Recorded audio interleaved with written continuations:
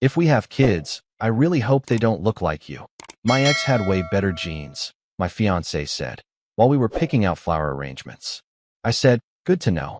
The next day, I canceled the venue, the catering, and the engagement itself. She called me confused, asking what happened. I said, go chase those better genes with someone else, and hung up. I, 31, male, had been with Maya, 29, for 2 years when she said the words that ended everything. We were at Bloom and Petal, picking out flower arrangements for our wedding, scheduled for 8 weeks away. The florist had just shown us white roses mixed with eucalyptus. Maya tilted her head, smiled at me, and said, you know, if we have kids, I really hope they don't look like you. My ex had way better genes. I froze. The florist's hand stopped midair, holding a sample bouquet. Maya kept smiling, like she'd just commented on the weather. I said, good to know. My voice came out flat, calm.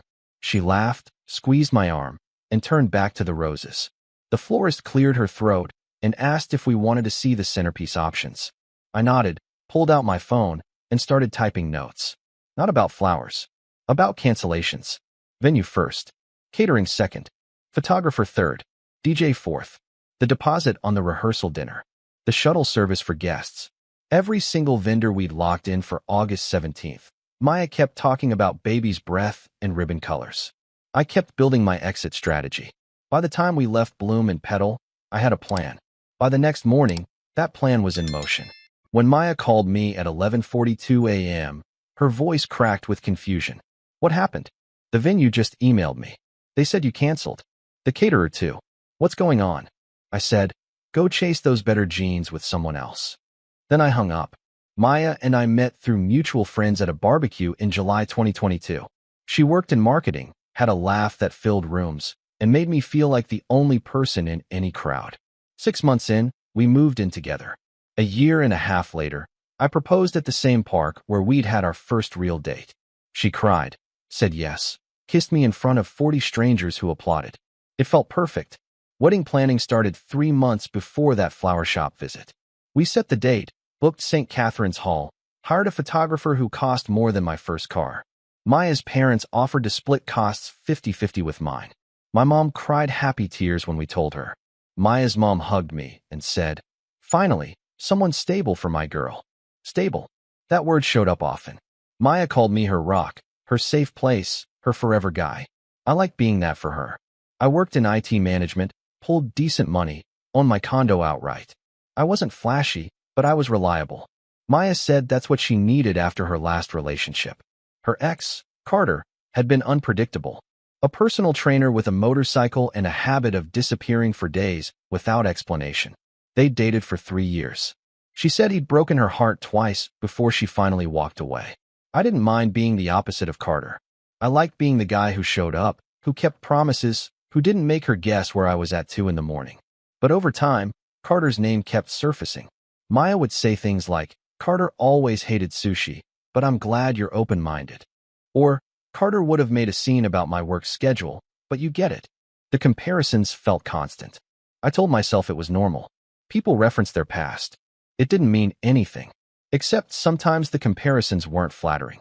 We'd be watching a movie and she'd say, Carter looked just like that actor. Same build. Or we'd pass a guy at the gym and she'd murmur, wow, he's got Carter's arms. I never said anything. I figured she was processing. She'd chosen me, after all.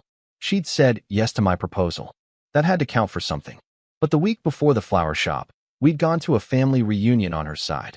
Her cousin Jen pulled me aside and said, Maya talks about you all the time. She's lucky. Then Jen paused, frowned, and added, she used to talk about Carter the same way, though. Just, be careful. I didn't know what that meant. I thanked her and walked away. Jen's warning sat in my chest like a stone. I didn't shake it. Then came Bloom and Petal. The appointment was set for 3 p.m. on a Thursday. The shop smelled like lavender and fresh-cut stems. Maya wore a yellow sundress. She'd been excited all week, texting me photos of bouquet ideas from Pinterest. I'd thought this would be one of the easy parts. Flowers aren't complicated. You pick what looks nice, you pay, you move on. The florist, a woman named Diane, spread sample arrangements across the counter. White roses, blush peonies, deep red dahlias. Maya leaned over them, touching petals, asking about seasonal availability. Diane explained that eucalyptus was trending, that it photographed well, that it held up in August heat. Maya nodded along, looked at me, and asked what I thought. I said the white roses with eucalyptus looked clean, classic. Maya agreed. She said, perfect for photos. Then she tilted her head, studied me for a second, and smiled. It was the kind of smile that usually meant she was about to say something affectionate. Instead, she said, you know, if we have kids, I really hope they don't look like you. My ex had way better genes. The words landed like a slap. Diane's hand stopped mid-reach for a ribbon sample. Maya kept smiling, like she'd just said she preferred tulips over roses. I felt my face go hot, then cold. My throat tightened. I wanted to ask what she meant, but I already knew. She meant my face wasn't good enough. My height, my build, my features. She meant Carter was better. She meant our future children should look like him, not me. I said, good to know. My voice sounded calm. Flat. Diane busied herself with price sheets. Maya touched my arm, laughed, and said, oh, don't be sensitive. I'm just being honest. She turned back to the flowers. Diane asked if we wanted to see centerpiece options. Maya said yes. I pulled out my phone and opened my email. I found the confirmation from St. Catherine's Hall. I found the catering contract. I found the photographer's deposit receipt. I made a list in my notes app. Venue, caterer, photographer, DJ, florist, shuttle service, rehearsal dinner location, hair and makeup team. Maya kept talking. Something about ivory versus cream napkins. I stopped listening. I typed out an email to the venue manager. Subject line, cancellation request. Body, please cancel our reservation for August 17th under the name Maya Chun and my name. I will cover any penalty fees. Confirm receipt of this request. I hit send. Then I drafted another email to the caterer. Same structure. Same calm tone. I didn't mention why. I didn't explain. I just requested cancellations and confirmed I'd handle financial fallout. Diane showed us 3 centerpiece mock-ups. Maya debated between tall and short arrangements. I sent the 3rd email. Then the 4th. By the time we left Bloom and Petal, I'd queued 7 cancellation requests. I waited until I got home to hit send on all of them. Maya kissed me goodnight at 10 p.m. She said she loved me, that the flowers were going to look perfect. I said yeah. She didn't notice the difference in my voice. She fell asleep with her head on my chest. I lay awake, staring at the ceiling, watching confirmation emails roll in one by one. Update 1. The first email arrived at 7:18 a.m. St. Catherine's Hall, confirmed cancellation. Penalty fee, $2,400. I paid it online before I brushed my teeth. The second email came at 7:45 a.m. The caterer confirmed. Penalty, $1,800. I paid that too. By 9 a.m., I had confirmation from the photographer, the DJ, the shuttle service, and the rehearsal dinner venue. Total penalties, $6,700. I didn't blink. Maya was still asleep. I made coffee, sat at the kitchen table, and drafted one more email. This one went to the jeweler who'd sized her wedding band. Subject line, hold on final payment. Body, do not complete the engraving. I will be in this week to discuss a refund. The jeweler replied within 20 minutes. She asked if everything was okay. I said, change of plans. She said she understood, that she'd process a partial refund minus the design fee. At 10:30 a.m., I called my mom. She answered on the second ring, bright and happy. Hey, honey, how's wedding planning going? I said, I canceled it. Silence. Then what? What do you mean you canceled it? I explained. Not all of it. Just enough. I told her Maya had said something that made it clear she didn't respect me as a partner or a future father. I told her I'd ended the engagement, canceled every vendor, and paid every penalty. My mom's voice cracked. She asked if I was sure. I said, completely. She didn't argue. She asked if I needed anything. I said no. She said, okay, I love you. You did the right thing. I believed her. Maya woke up at 11 a.m. She came into the kitchen, yawning, asking if I'd made enough coffee for her.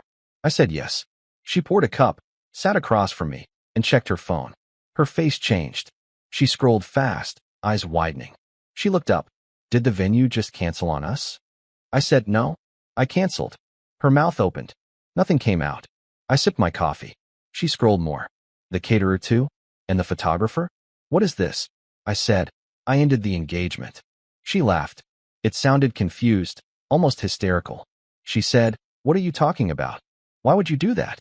I said, "You made it pretty clear yesterday that I'm not good enough to be the father of your kids." She blinked.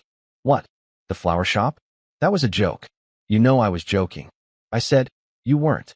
She stood up, phone in hand, still staring at the screen. "This is insane. You canceled everything because of one comment." I said, "I canceled everything because you think my genetics are inferior to your ex-boyfriend's. That's not something you build a marriage on." She started crying. She said I was overreacting, that I was being cruel, that she loved me. I said, "You love stability. You don't love me." Her phone rang. She answered. It was her mom. I heard the conversation from across the table. Her mom had gotten an email from the venue asking for final confirmation on the cancellation. Maya told her it was a mistake, that I'd done it without telling her, that she was handling it. Her mom asked to speak to me. Maya handed me the phone. Her mom's voice was tight. "What is going on?" I said, "Maya doesn't respect me. I'm not marrying someone who thinks I'm genetically inadequate." Her mom paused. Then she said that. I said, word for word. "Yesterday, at the florist." Another pause. Her mom said, "Let me call you back." She hung up. Maya's phone rang again 10 minutes later. Her sister this time. Then her cousin Jen. Then her best friend Nicole. Every call, Maya gave the same story. I'd lost it over nothing. I was being irrational. I was sabotaging the wedding because I was scared of commitment. I sat at the table, drinking coffee, listening to her spin it. I didn't interrupt. I didn't correct her. I let her dig. At 11:42 a.m., she called me while I was in the other room. She was still in the kitchen, crying, asking the venue if they could undo the cancellation. I heard her beg. I heard her offer to pay extra. The venue said no. The date had already been offered to another couple. She screamed into the phone. When she hung up, she came into the bedroom and asked me to fix it. I said, "Go chase those better genes with someone else." Then I walked past her, grabbed my keys, and left the condo. Update 2. I drove to my parents' house. My dad was in the garage, working on his truck. He saw my face and said, "Your mom told me." I nodded. He wiped his hands on a rag and said, "You need a beer?" I said yes. We sat on the porch, didn't talk much. He asked if I was okay. I said I would be. He said, "Good." That was it. That was all I needed. My phone didn't stop buzzing. Texts from Maya's family, from mutual friends, from people I hadn't talked to in months. Most of them asked what happened. A few accused me of being impulsive. One of her cousins sent me a paragraph about how weddings are stressful and people say things they don't mean. I didn't reply to any of them. Then Jen texted me. Maya's cousin. The one who'd warned me at the reunion. She said, "I heard. I'm sorry. For what it's worth, she used to say the same stuff about Carter when she was with her ex before him. You weren't the first." I stared at the message. I asked her what she meant. She said Maya had a pattern. She'd date someone stable, then spend half the relationship comparing them to whoever came before. Jen said she tried to talk to Maya about it once, but Maya had brushed it off, said it was just conversation. I thanked Jen. She said, "You did the right thing. She needs to figure herself out." I saved the text thread. I didn't plan to use it, but I wanted it documented. Maya's mom called me at 4 p.m. Her voice was calmer than the morning call. She said, "I talked to Maya. She told me what she said at the florist. I'm not excusing it, but she's devastated. She says she didn't mean it." I said, "She meant it. She said variations of it for months." Her mom went quiet. Then she said, "She mentioned Carter a lot around you?" I said, "Constantly." Her mom sighed. She said, "I thought she was past that." I said, "She's not." Her mom asked if there was any chance I'd reconsider. I said no. She didn't push. She just said, "I understand. I'm sorry it ended this way." I told her I appreciated the call. We hung up. Nicole, Maya's best friend, sent me a voice message at 6 p.m. She said Maya was at her apartment, crying, asking how to fix things. Nicole said she'd asked Maya to repeat exactly what she'd said at Bloom and Petal. When Maya did, Nicole told her she'd crossed a line. Nicole said, "I told her that if someone said that to me about my future kids, I'd leave too." The voice message ended with, "I don't think she gets how bad it was." My best friend, Derek, called at 7:30 p.m. He said, "Bro, I just heard. You good?" I told him the story. He said, "Yeah, no, you're done. That's not fixable." He offered to come over, bring food, hang out. I said I was fine, but I appreciated it. He said, if she tries anything crazy, call me. I said I would. At 9 p.m., Maya texted me. Can we please talk? Face to face? I need to explain. I replied, there's nothing to explain. You said what you meant. She sent 3 more texts. I didn't read them. I blocked her number. Her sister, Anna, called me at 10:15 p.m. She said Maya had asked her to reach out, to see if I'd meet for coffee. I said no. Anna said, she's really sorry. She's a mess. I said, she should have thought about that before she said it. Anna paused, then said, you're not wrong. I thanked her for calling. She said, for what it's worth, I think she took you for granted. I didn't disagree. That night, I changed the locks on the condo. Technically, it was only in my name. Maya had moved in, but she'd never been on the lease or the deed. I called a locksmith, paid for same-day service. By midnight, the locks were changed. I texted Anna and told her Maya could pick up her things on Saturday between 1 o'clock and 3 p.m. I'd have everything boxed and ready. Anna said she'd let Maya know. Update 3. Saturday morning, I packed Maya's belongings. Clothes, toiletries, books, the wedding binder she'd kept on the kitchen counter. I didn't throw anything away. I didn't damage anything. I folded everything neatly, labeled boxes by room, and stacked them by the door. At 12:45 p.m., Anna texted that they were on their way.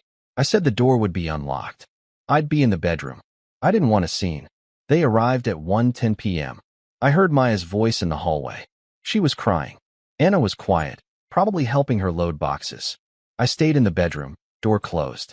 Then I heard Maya try the bedroom door. It was locked. She knocked. She said, please, just let me see you for 1 minute. I didn't answer. She knocked again. I'm sorry. I know I messed up. Please. I stayed silent. Anna said something I couldn't hear. Then I heard footsteps retreating. The front door closed. I waited 10 minutes before I came out. The boxes were gone. Sunday morning, I woke up to a screenshot from Derek. Maya had posted on Facebook. The post said, sometimes people give up on relationships the moment things get hard. If you really love someone, you work through the rough patches. You don't just run. The post had 47 likes. Comments ranged from supportive to confused. Someone asked, what happened? Maya replied, just going through something personal. Thank you for the love. Derek said, she's trying to make you look like the bad guy. I said, let her. Derek said, you're not going to say anything? I said, I don't need to. The people who matter know the truth. Derek sent a laughing emoji and said, all right, Buddha. But if she keeps pushing, you're going to have to shut it down. By Monday, 3 more people had reached out to me asking for my side. 2 were mutual friends. One was a guy from my gym who'd met Maya once at a group hangout. I told them all the same thing. She made it clear she didn't respect me. I ended it. I didn't elaborate. I didn't mention the jeans comment. I didn't need to. But Jen did. Maya's cousin Jen posted a vague Facebook status Monday night. It said, reminder, words have consequences. If you spend your relationship comparing your partner to your ex, don't be shocked when they walk away. The post didn't name Maya, but several people commented asking if everything was okay. Jen didn't reply. She just let it sit there. Tuesday, Maya's mom called me again. This time, her voice was strained. She said, Maya's telling people you left her over a joke. Is that really what happened? I said, she told me she hopes our future kids don't inherit my genes because her exes were better. That's not a joke. That's contempt. Her mom went quiet. Then she said, she actually said that? I said, word for word, in front of the florist. Her mom exhaled hard. She said, I had no idea she was that cruel. I didn't respond. She said, I'm sorry. You deserved better. I thanked her and hung up. Wednesday, Nicole posted her own vague status. If you're more in love with your past than your present, don't drag someone into your future. Maya commented, what is this about? Nicole replied, you know what it's about. The post got 89 likes. Maya deleted her comment. Thursday, I got an email from the florist, Diane. Subject line, checking in. She wrote, I don't usually reach out after appointments, but I felt compelled after last week. I wanted to say I think you made the right decision. What she said was inappropriate and disrespectful. I've been in this business for 15 years, and I've seen a lot of couples. The good ones don't talk like that. I hope you find someone who values you. Best, Diane. I replied, thank you. I appreciate that more than you know. Diane's email sat in my inbox like a validation stamp. A stranger had witnessed it. A stranger had confirmed I wasn't overreacting. By Friday, the story had spread through Maya's extended family. Her uncle called me. He said, "I heard what she said. That's unacceptable. You didn't deserve that." I thanked him. He said, "For what it's worth, I think Carter was a clown. You were better for her. But if she couldn't see that, then it's her loss." I agreed. Maya texted me from a new number Friday night. "Everyone's turning on me. Is that what you wanted?" I replied, "I wanted you to respect me. You didn't. That's on you." She wrote back, "I said one thing." I replied, "You said the quiet part out loud. You've been thinking it the whole time." She didn't respond. 2 weeks after the breakup, Derek sent me another screenshot. Maya had updated her relationship status to single and posted a photo of herself at a wine bar with the caption, "New chapter." The comments were mixed. Some friends said, "You look great." Others were silent. One person commented, "What happened with my name?" Maya didn't reply. 3 weeks in, I heard from Anna. She said Maya had reached out to Carter.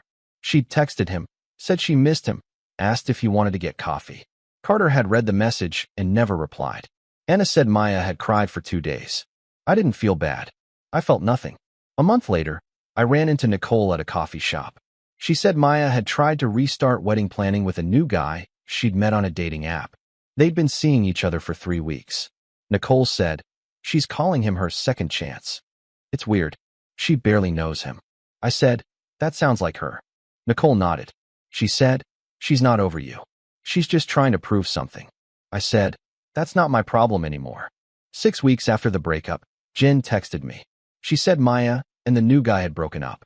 He'd apparently overheard her comparing him to me during a call with her mom. Jen said, he told her he wasn't interested in being someone's backup plan. I laughed. Jen said, "She's not doing well. She moved back in with her parents. She's in therapy now, which is good, I guess." I said, "I hope she figures it out." Jen said, "Me too. But honestly, I don't think she gets it yet." 2 months later, my mom told me she'd run into Maya's mom at the grocery store. Maya's mom had said Maya was struggling, that she'd lost a lot of friends over the breakup, that people had stopped inviting her to group events. My mom said, "I almost felt bad for her." Almost. I said, "She made her choices." My mom agreed. 3 months later, I saw a Facebook post from one of Maya's friends. It was a group photo from a wedding. Maya wasn't in it. Someone commented, "Where's Maya?" The friend replied, "She wasn't invited." No one asked why. For months later, I heard through Derek that Maya had tried to reconnect with Carter again. This time, she'd shown up at his gym. Carter had apparently told her to leave him alone, that he was seeing someone, that she needed to move on. Derek said, "She's spiraling, man." I said, "That's sad." I meant it. Not sad enough to feel guilty. Just sad in the way you feel when someone ruins their own life. 5 months later, Anna called me. She said Maya had finally admitted in therapy that she'd spent our entire relationship comparing me to Carter because she was scared I'd leave her the way Carter had. Anna said, "She told me she thought if she kept you aware of her better options, you'd try harder to keep her." I said, "That's manipulative." Anna said, "I know." I told her that. She didn't take it well. 6 months later, I deleted Maya from all social media. I didn't block her. I just removed her. I was done checking what she posted, done keeping tabs. Derek asked if I was okay. I said, "Better than okay." 7 months after the breakup, I went on a date. Her name was Rachel. She worked as a teacher, had a dog named Biscuit, and laughed at my terrible jokes. We met for coffee. It turned into dinner. Dinner turned into a walk through the park. At the end of the night, she said, "I had a really nice time." I said, "Me too." She didn't compare me to anyone. She didn't mention an ex. She just smiled and said she'd like to see me again. We started seeing each other regularly. Rachel was different. She asked questions about my life, my family, my job. She listened when I answered. She never made me feel like I was competing with a ghost. One night, 3 months into dating, we were cooking dinner at my place. She looked at me and said, "You know what I like about you?" I said, "What?" She said, "You're present. You're here, not stuck in the past." I told her about Maya. Not everything, just enough. I told her about the flower shop, the comment, the cancellation. Rachel's face went serious. She said, "That's awful." "I'm sorry." I said, "I'm not. It taught me what I deserve." She kissed me. She said, You deserve someone who sees you. 8 months later, I sold the condo. Too many memories. I bought a smaller place across town, closer to my parents. The new place had better light, a bigger kitchen, and no history. I moved in on a Saturday. Rachel helped me unpack. Derek brought pizza. My mom showed up with curtains she'd found on sale. It felt like a reset. 9 months later, I ran into Maya at a Target. She was alone, pushing a cart, looking at dish sets. She saw me. Her face went pale. I nodded. She said hi. I said hi. Silence. Then she said, "How are you?" I said, "Good." She looked like she wanted to say more. I didn't wait for it. I said, "Take care," and walked away. I didn't look back. 10 months later, Rachel and I were at a family barbecue at my parents' house. My mom pulled me aside and said, "I really like her. She's good for you." I said, "I know." My mom smiled. She said, "You look happy." I said, "I am." 11 months later, Jen sent me one last update. She said Maya was engaged to a guy she'd met at a work conference. Jen said, "It was fast. Like, really fast. 2 months and a ring." I said, "Good for her." Jen said, "You mean that?" I said, "I mean, I don't care either way." Jen said, "Fair." A year after the breakup, I thought about the flower shop. I thought about Maya's smile when she said it. I thought about how calm I'd felt in that moment, how clear the decision had been. I didn't regret walking away. I didn't regret the $6,700 in penalty fees. I didn't regret changing the locks or packing her boxes. I regretted nothing. Because here's the truth. Maya wanted better genes. She wanted Carter's jawline, his build, his surface-level appeal. What she didn't understand was that genetics aren't just physical. They're about character. They're about showing up, keeping promises, respecting the person who trusts you with their future. Carter couldn't do that. I could. But if Maya couldn't see it, that was her blindness, not my deficiency. Rachel saw it. My family saw it. My friends saw it. And eventually, I saw it too. Some rings start wars. Mine bought a plane ticket. Rachel and I went to Iceland 2 months ago. We hiked glaciers, swam in hot springs, watched the northern lights from a cabin in the middle of nowhere. One night, she said, "I'm glad you're here." I said, "Me too." I thought about Maya one last time on that trip. Not with anger. Not with bitterness. Just with clarity. She'd done me a favor at Bloom and Petal. She'd told me the truth. And the truth had set me free. If she ever has kids, I hope they inherit something better than genetics. I hope they inherit respect. I hope they inherit loyalty. I hope they inherit the ability to see value in the people who show up for them. But that's not my problem anymore. I'm too busy living with someone who already knows what I'm worth.